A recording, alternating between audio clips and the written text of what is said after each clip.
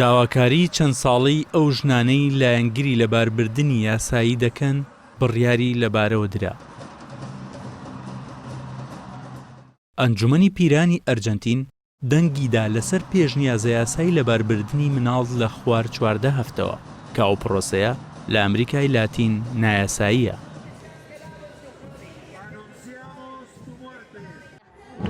چەندین ساڵ ئێمە داوایەوەکەین مافیۆمان هەبێت بڕیار لەبارەی جستی خۆمانەوە بدین و لە ساڵی 2010 گروپە لایەنگرەکانی یاساکە لەسەر شقامن و داوا دەکەن لە باربردنی یاسایی.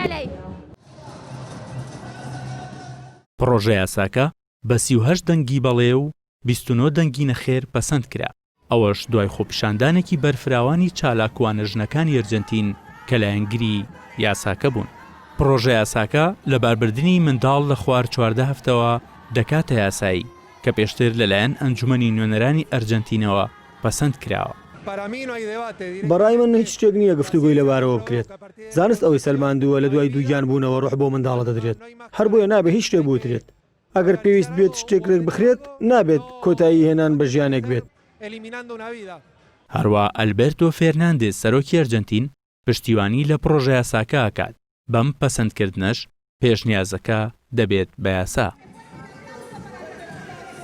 پێشتر لە ساڵی 2010 پێشنیازە یاسای لەباربردنی منداڵ لەلایەن یاسادانەرانی ئەرجەنتینەوە دەنگی لەسەر درا.